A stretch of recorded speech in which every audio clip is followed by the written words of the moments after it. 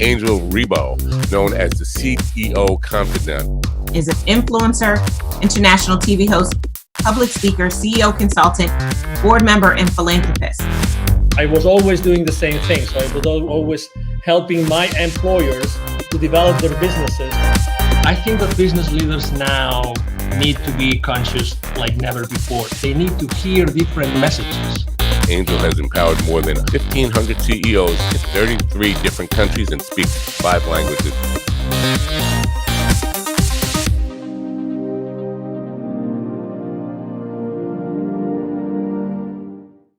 Hello, everybody. This is Angel Rebo, the CEO Confidant, and also the president and co-founder of the Wisdom for Kids Foundation.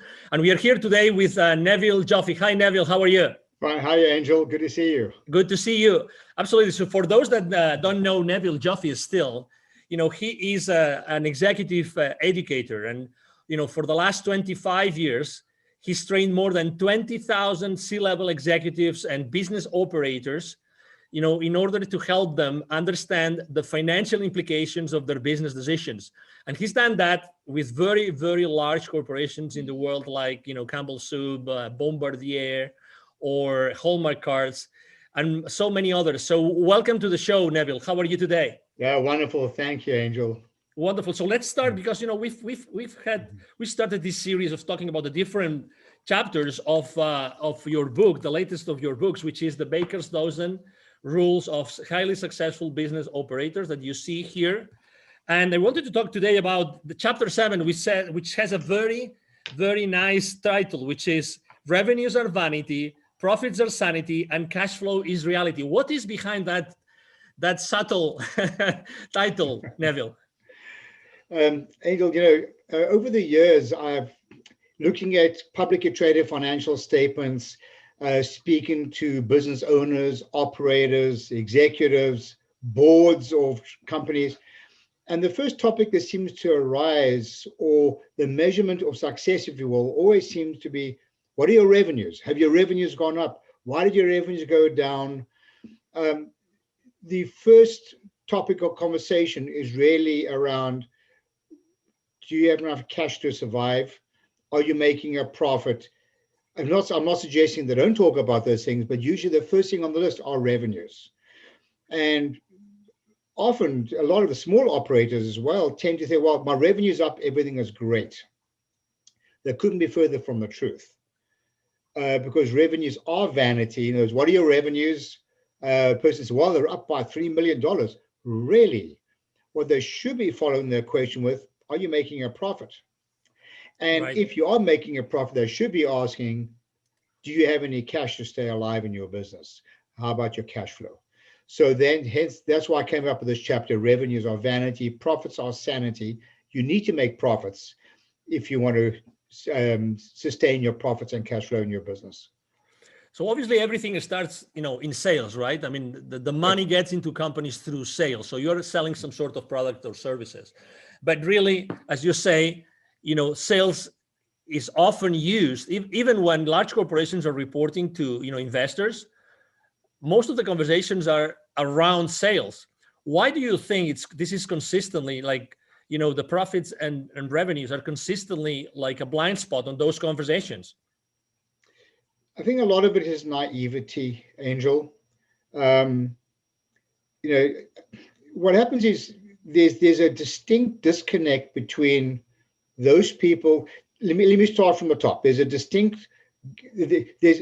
an alignment between investors, the board, and the CEO. Well, they better be aligned, or the CEO won't last very long. But there's a disconnect between the CEO and the C-suite, and even a bigger connect between the C-suite and those people in day-to-day operations.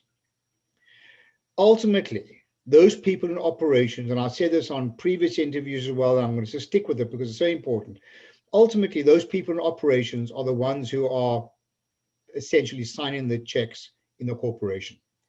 They were making decisions. You spoke about sales. So people in sales are the ones who are discounting. Do they even know how much volume they've got to sell to offset a discount to maintain the same gross profit? I can count literally on one hand how many people give me the right answer. They've never even thought to even ask a question. Have they thought about you're going to increase your sales and so revenues go up? Have they thought about the additional resources that are needed to support those sales? This really speaks to chapter 3 of the book.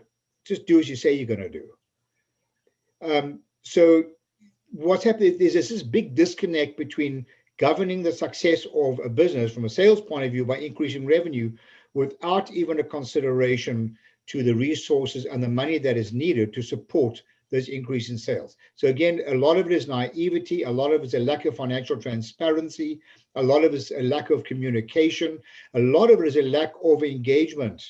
In fact, if you look up on the top corner of my screen, we talk about driving sustainable profits and cash flow. The word sustainable is the opposite word, but to do that, we need to engage our employees, we need to educate them, and only when we do that is it reasonable to hold them accountable. So a lot of this is a big disconnect in communication and education. All right, we have identified this issue, this problem, this blind spot. What can we do to fix it? First of all, another chapter we'll talk about later on is not everything interesting is useful. Right. And don't evaluate numbers in isolation. So the way to fix this is to deal with the root cause of the problem, not the symptoms, and not to keep doing the wrong thing more efficiently. We need to do the right thing more effectively. And the right thing is to, number one, have sufficient financial transparency that everybody knows what's going on.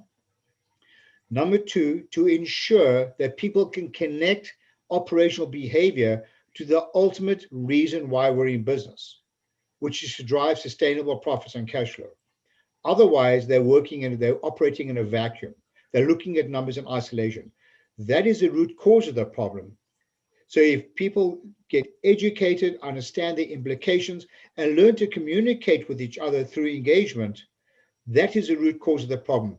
I'm not suggesting it's a perfect solution, but one thing's for absolute certain, it will resolve a lot of issues. You know, often when I've worked with these large corporations, Angel, and we're customizing our training programs, our business literacy training programs, I'll often hear that the company has a lot of problems.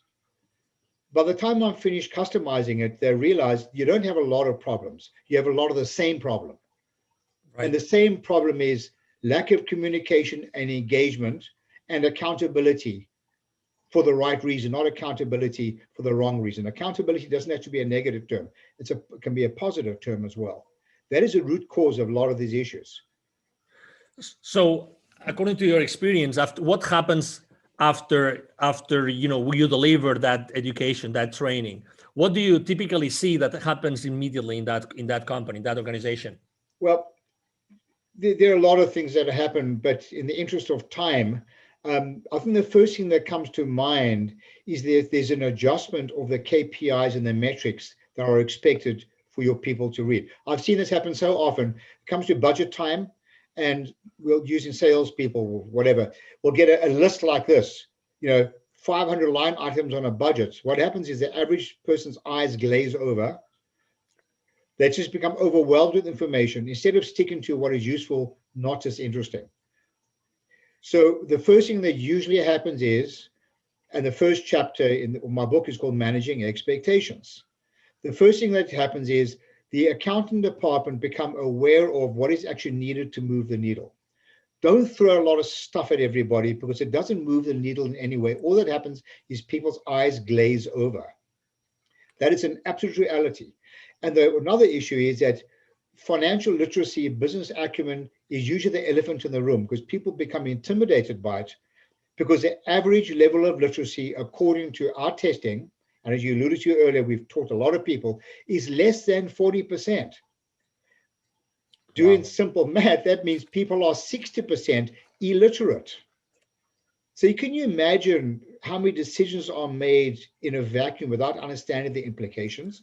So the first thing that usually happens is usually there's a stronger alignment between finance and people in operations of the organization. They narrow this gap without boring them with a lot of unnecessary information. If people would like to know more, Neville, what's their best way to connect with you? Oh man, I love a good debate. Just contact me at my email address, Neville, that's Neville,